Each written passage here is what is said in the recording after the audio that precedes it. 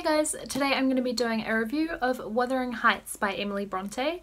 This was the Classics Clique book of the month, which is a Goodreads Classics book club. If you want to join it, it's always linked in the info bar down below, and make sure you go check it out because the poll for next month's book is open. I am crossing my fingers for a children's classic. That's what I'm really in the mood to read. Getting into the review of Wuthering Heights, I quite enjoyed this book. It really wasn't what I expected.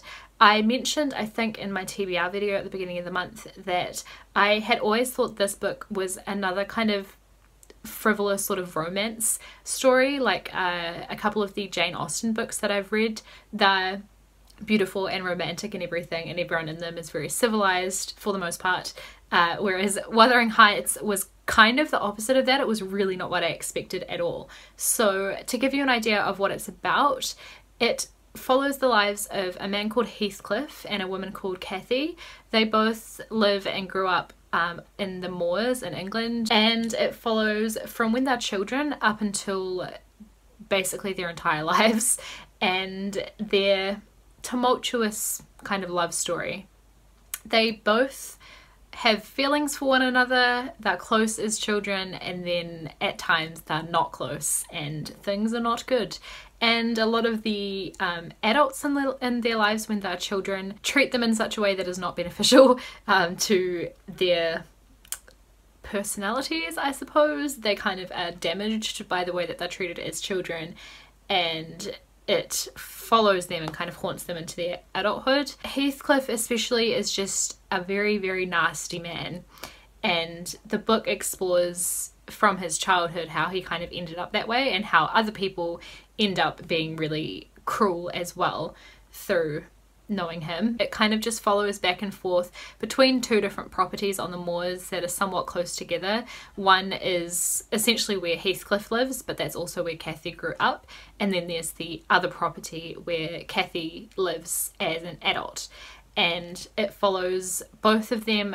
They both end up getting married to other people and all that kind of thing, and it's basically all the dramas that happened between the two households. The whole book is about cruelty and these people being really twisted and wanting to make each other miserable out of spite, pretty much. I didn't feel especially emotionally invested in the story. I was captivated by it and really interested, but I didn't feel emotionally invested, I think, because even though you might be sympathetic towards characters at the beginning of the book, the way that they end up, you just think, you know, all of this misery is brought upon yourself, pretty much. Heathcliff for me was the worst character. I think he was the most cruel, but it does come somewhat from the way he was treated as a child.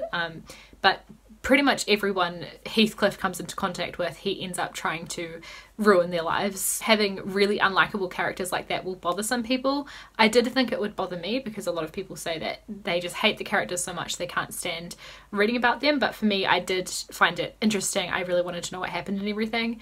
I didn't hate them so much that I didn't want to read it, but it definitely did affect my enjoyment of the book in a way. I loved the descriptions of the settings and everything like that. That English countryside kind of setting, especially in a more gothic-y kind of novel like this one, where it's a bit creepier and the weather's really grim all the time. I just really like that kind of setting. It's great. I also really enjoyed the way that the story is told. It's told through a man who's now living at the house where Cathy lived for her adulthood, and he goes to visit the other property where Heathcliff lives and meets Heathcliff and basically kind of thinks he's a bit psycho, and comes back and asks his housekeeper, I think her name is Nellie or Mrs. Dean, he asks her about Heathcliff. So the whole book is pretty much this housekeeper Nellie telling Mr. Lockwood about Heathcliff and Cathy and the history and everything that happened, because she kind of grew up alongside them as well and has been, you know, within the family for a really long time. So I really like classics, especially that are told in that way, where the story is framed kind of like within itself, where you have an outside character hearing the story as well. I think that was interesting, and I think it's good, especially in a novel like this, when you do hate all of the main characters so much, it's nice to hear it from an outsider's perspective because you kind of share their perspective with them. And I talked about this a little bit in my currently reading video recently. I really enjoyed especially the start of the story where Mr. Lockwood actually went and met Heathcliff for the first time, because that's when you're kind of thrown in and you realize how horrible all of these people were, and if you're not expecting it, or I think even if you are, it's just a bit of a shock to like realize how horrible Heathcliff and the people in his household are. It's unbelievable, and I think Mr. Lockwood finds it unbelievable as an outsider, so I think it's nice seeing the story through his eyes. I think that was really well done. Otherwise with the writing, I really enjoyed it, except for Emily Bronte, I mentioned this in that video as well, does use a lot of commas. She uses way more commas than I would recommend anyone use. It bothered me to an extent, but then when I get into the story again, I kind of forget about it and don't notice it, so that's alright. Like, it bothered me, so I feel like I have to tell you guys about it, but it's not enough to like ruin the reading experience or anything. So overall, I gave this book 4 out of 5 stars. I would highly recommend it, unless you think that because the characters are so horrible and just make each other miserable and they're really cruel, like I think the whole story is kind of about how cruelty begets cruelty. If that's not for you, then avoid this one. But yeah, if you're in the mood for a bit of a grim kind of gothic read, totally recommend it. So make sure you go vote for our classic for next month to read on Goodreads.